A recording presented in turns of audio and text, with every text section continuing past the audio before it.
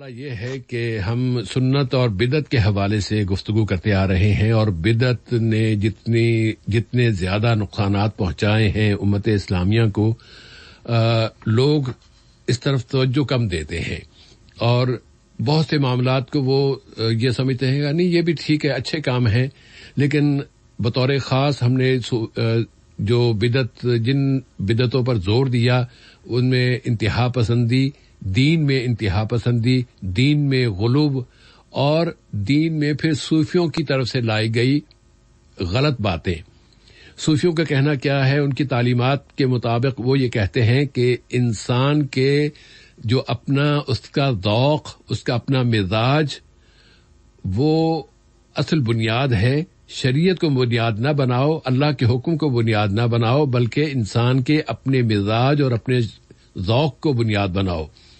اللہ کے رسول صلی اللہ علیہ وسلم کی لائی ہوئی شریعت کے بجائے انسان کا اپنا ذوق اور اپنے مزاج کی بات مانی جائے، جو اس کا دل کہے اس کو مانو، شریعت کو نہ مانو۔ یہ صوفیوں کا کہنا ہے۔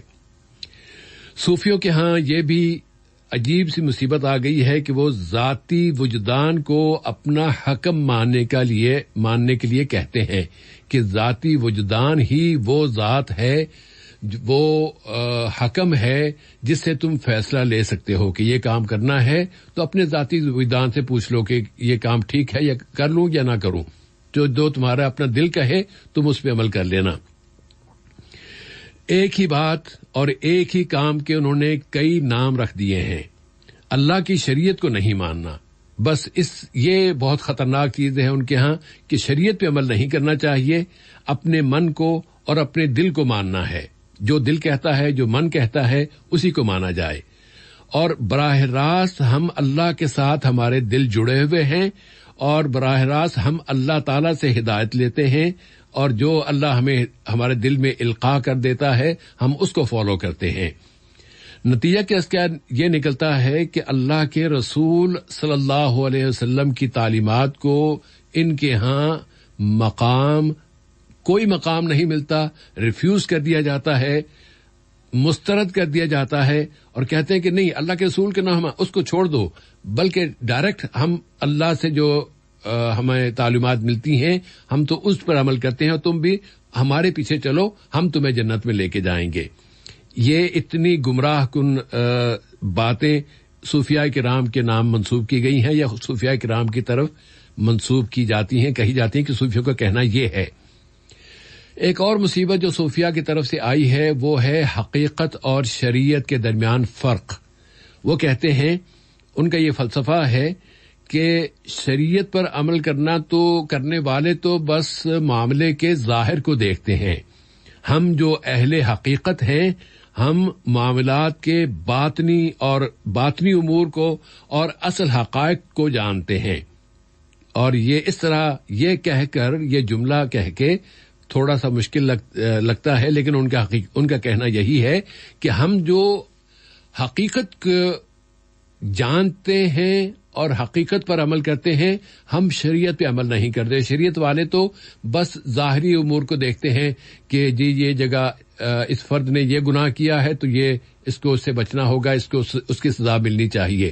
ہم یہ نہیں دیکھتے، ہم تو اس کی اصل حقیقت پر پہنچتے ہیں اور حقیقت کو جانتے ہیں، اس لیے ظاہری علوم پر یا ظاہری حیثیت پر یعنی شریعت پر ہم عمل کرنے کے مجاز نہیں ہیں۔ پھر ان کا یہ بھی کہنا ہے کہ شریعت پر عمل مخلوق سے نفرت ہے۔ من نظر الى الخلق بعین الشریعت مقتهم ومن نظر الیہم بعین الحقیقت عذرهم۔ یہ ان کا جملہ ہے، یہ ان کی صوفیوں کا کہنا ہے کہ جس نے مخلوق کی طرف، اللہ تعالیٰ کی مخلوق کی طرف شریعت کی آنکھ سے دیکھا تو اس نے ان کو قابل نفرت بنا دیا، ان سے نفرت کرنے لگا۔ اور یہ جو مقت کا انہوں نے کہا کہ بعین الشریعت مقتهم، تو یہ مقت کا جو لفظ ہے یہ اللہ تعالیٰ نے قرآن پاک میں بھی ارشاد فرمایا ہے، کبر مقتا عند اللہ ان تقولوا ما لا تفعلون، کہ سب سے بڑی ناپسندیدہ قابل نفرت بات یہ ہے اور کام یہ ہے کہ تم وہ بات کہو جو کہ تم نہیں جانتے ہو۔ اللہ کی طرف سے تم وہ بات کہہ دو جو تم جانتے نہیں ہو کہ اللہ نے یہ کہی ہے، اور تم کہہ دو کہ ہاں یہ اللہ نے کہی ہے، تو یہ اللہ کے ہاں قابل نفرت، اللہ کے ہاں ریفیوزڈ بات ہے۔ لیکن ان کا کہنا یہ ہے کہ شریعت پہ جو عمل کرتے ہیں وہ مخلوق کے ساتھ نفرت کرتے ہیں، اور جس نے ان کی طرف حقیقت کی آنکھ سے دیکھا، ان کا کہنا یہ ہے کہ جس نے کسی فرد کو، کسی جرم کو اس کی حقیقت کی آنکھ سے دیکھا تو اس نے ان کو، مجرموں کو، قابل عذر بنا دیا۔ نہیں، کچھ اصل حقیقت یہ ہے کہ انہوں نے اللہ کے ارادے کو نافذ کیا ہے۔ اس کی بھی وضاحت ہو جاتی ہے۔ ان کا کہنا کیا ہے کہ اللہ کے حکم کو نافذ نہ کرنے والے، اللہ نے ایک حکم دیا ہے کہ نماز پڑھو، اللہ نے حکم دیا ہے کہ شراب نہ پیو، اللہ نے حکم دیا ہے کہ سور کا گوشت نہ کھاؤ، اللہ نے حکم دیا ہے کہ تم سود نہ کھاؤ۔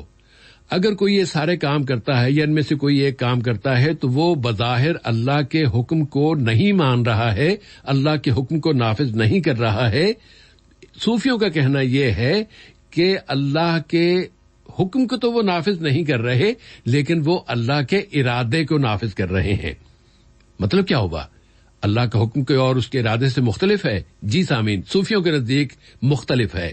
ان کا کہنا یہ ہے کہ اگر کوئی زنا کرتا ہے، اگر کوئی خوب ڈٹ کے شراب پیتا ہے، اگر کوئی ظالم ہے اور وہ ظلم کرتا ہے، اگر وہ لوگوں کو قتل کر دیتا ہے، اگر وہ سینکڑوں ہزاروں لوگوں کو بم مار کے یا حملے کر کے تہے تیگ کر دیتا ہے، تباہ و برباد کر دیتا ہے، پورے کے پورے شہروں کو برباد کر دیتا ہے، تو اگر ان لوگوں کی طرف شریعت کی آنکھ سے دیکھا جائے گا تو پھر تو یہ سارے کے سارے کام غلط ہیں، یہ سارے کے سارے کام قابل نفرت ہیں، ان پر سزا ملنی چاہیے۔ لیکن صوفیوں کا کہنا ہے کہ شریعت ان کو قابل نفرت قرار دیتی ہے، اور ان کو بھی اور ان کے کرنے والوں کو بھی قابل نفرت قرار دیتی ہے۔ لیکن اگر یہی کام جو کچھ ہو رہے ہیں ان کو تم حقیقت کی نظر سے دیکھو جو کہ ہم دیکھتے ہیں، تو پھر ہم ان کو معذور سمجھیں گے کہ ہمیں ان پر کوئی اعتراض نہیں ہوگا، اس لیے کہ وَإِن كَانُوا لَا يُنَفِّذُونَ أَمْرَ اللَّهِ فَهُمْ يُنَفِّذُونَ إِرَادَةَ اللَّهِ لِأَنَّ اللَّهَ هُوَ الَّذِي أَرَادَ هَذَا۔ تو اگر انہوں نے اللہ کے حکم کی تعمیل نہیں کی ہے، اللہ کے حکم کو نافذ نہیں کیا ہے، تو انہوں نے اللہ کے ارادے کو نافذ کیا۔ جو کچھ بھی انہوں نے جرم کیے ہیں، پوری کی پوری بستیاں تباہ کر دی ہیں، برباد کر دی ہیں، ہزاروں لوگوں کو قتل کر ڈالا ہے، تو یہ دراصل اللہ کے ارادے کو نافذ کر رہے ہیں۔ اللہ چاہتا تو یہ نہ کرتے، چونکہ اللہ چاہتا تھا اس لیے انہوں نے کر دیا، اور چونکہ اللہ کے ارادے پر انہوں نے قتل کر دیا ہے اس لیے ان کا مواخذہ نہیں ہونا چاہیے۔ یہ یہاں تک تباہی و بربادی لے کے آ جاتے ہیں صوفیاء کرام، جن کو کرام کہتے ہیں۔ کرام کہتے ہوئے شرم آتی ہے۔ اور صوفیوں کی تعلیمات کے نتیجے میں پھر جس طرح کا معاشرہ وجود میں آتا ہے اس کا اندازہ اس طرح کیا جا سکتا ہے۔ وہ کہتے ہیں کہ جو دنیا ہے نا، یہ جس کی بادشاہت ہے بس بادشاہ کے حوالے کر دو، اللہ اس کا بادشاہ ہے، اس کے حوالے کر دو، جو کچھ ہو رہا ہے ہونے دو، تمہیں اس کی طرف اس پر انگلی اٹھانے کی، اس پر اعتراض کرنے کی اور اس کو منع کرنے کی تمہیں کوئی ضرورت نہیں ہے۔ گویا کہ جتنے منفی کام ہیں دنیا میں ہوتے رہیں، پھیلتے چلے جائیں، ان کو ہونے دیں، بربادی ہو جائے، تباہی ہو جائے، کرپشن پھیل جائے، لوگوں کو لوٹ لیا جائے، لوگوں کا مال ہڑپ کر لیا جائے، لوگوں کو قتل کر دیا جائے، زنا عام ہو جائے، جتنی بھی برائیاں، جتنے بھی جرائم ہیں وہ ہوتے رہیں تو ہونے دیں، اس لیے کہ وہ اللہ اگر روکنا چاہتا تو روک لیتا، اللہ نے نہیں روکا تو اس کا مطلب یہ ہے کہ اللہ ہی چاہتا تھا کہ یہ کام ہو، اور اس لیے وہ کام ہونے دینے چاہیے۔ نتیجہ یہ نکلتا ہے۔ صوفیوں کے ہاں بہت ضروری ہوتا ہے کہ آپ ہر ایک صوفی کا کوئی نہ کوئی، بلکہ سینکڑوں کی تعداد میں مرید ہوں، اور مرید کو پھر ان کے ہاں کہتے ہیں کہ مرید کی حیثیت اس فرد کی، اس میت کی ہوتی ہے جو میت غسل دینے والے کے سامنے، جس طرح میت کچھ حرکت نہیں کر سکتی، کوئی اعتراض بھی نہیں کر سکتی، جس طرح میت کو دھونے والا، اس کو غسل دینے والا فرد اس کو جس طرف موڑتا ہے وہ مڑ جاتی ہے، جدھر پانی ڈالے نہ ڈالے وہ کچھ نہیں اعتراض کر سکتی. تو مرید کو اپنے شیخ کے سامنے اپنے پیر کے سامنے اس طرح ہونا چاہیے کہ وہ گویا اس کے سامنے بالکل مردہ ہے اس کے ہاتھوں میں. جو شیخ نے کیا اس کو کرنے دے, جو کہے اس کو فالو کرے, اس کو مان لے اور اس پر عمل کرے. گویا کہ اس کی اپنی ذات, اس کی اپنی شناخت, اس کی اپنی حیثیت اس کو بالکل ختم کر کے اپنے آپ کو شیخ کے حوالے کر دے. اور پھر ان کا یہ بھی کہنا ہے کہ جس کسی نے اپنے شیخ سے یہ کہہ دیا کہ حضور یہ آپ نے کیوں کیا, تو اس کا مطلب یہ ہے کہ اس نے اپنے آپ کو برباد کر لیا.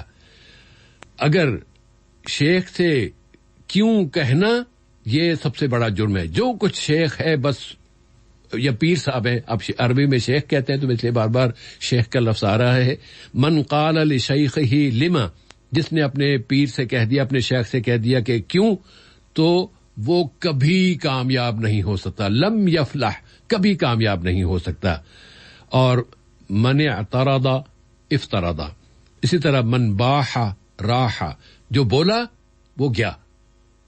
یہ ہیں وہ بدعتیں اور یہ ہیں وہ جرائم جو دین کے نام پر دین اسلام میں داخل کیے گئے. اور اسلام اسی لیے ان کی شدت سے مخالفت کرتا ہے. اسی لیے اللہ کے رسول صلی اللہ علیہ وسلم نے یہ ارشاد فرمایا کہ کل بدعت ضلالہ, ہر بدعت گمراہی ہے. اور جب آپ یہ تفصیل آپ نے سنی ہے تو آپ کو بھی بخوبی اس کا اندازہ ہو رہا ہوگا کہ اللہ کے رسول صلی اللہ علیہ وسلم نے ان سارے کاموں کو گمراہی کیوں قرار دیا ہے کہ ہیں ہی گمراہی. یہی حقیقت اللہ کے رسول نے ایک ہی لفظ میں بیان کر دی کہ کل بدعت ضلالہ, ہر بدعت گمراہی ہے. اور ایک یہ بھی روایت ہے, حدیث ہے کہ ہر گمراہی جہنم میں لے کے جانے والی ہے. اور اس طرح کے کام جو بھی اللہ کی شریعت کے خلاف ہوں اور شریعت کے خلاف ہونے والے کاموں کی حمایت کرنے والے, ان کا دفاع کرنے والے, وہ پھر کہاں لے کے جائیں گے اپنے مریدوں کو اور کہاں جائیں گے خود, اس کا اندازہ سب لوگ جانتے ہیں, اس کا اندازہ سب لوگ کر سکتے ہیں. اللہ تعالی ہمیں ہر طرح کی بدعت سے, ہر طرح کی گمراہی سے اور ہر طرح کے ظلم سے, اللہ تعالی کی ہر حکم کی نافرمانی سے, ہر نافرمانی سے ہمیں بچائے, تاکہ ہم رسول اللہ صلی اللہ علیہ وسلم کے پیرو بنے, ان گمراہوں کے پیروکار نہ بنے, ان گمراہوں کے پیچھے نہ چلیں کہ ہماری آخر تباہ ہو جائے گی. اللہ تعالیٰ ہماری آخر, ہم تو ان کے لیے بھی دعا گو ہیں کہ اللہ ان کو ہدایت دے دے, لیکن یہ دنیا کے بندے دین کے نام پر دنیا کما رہے ہیں اور دین کے نام پر لوگوں کو جہنم کا راستہ دکھا رہے ہیں.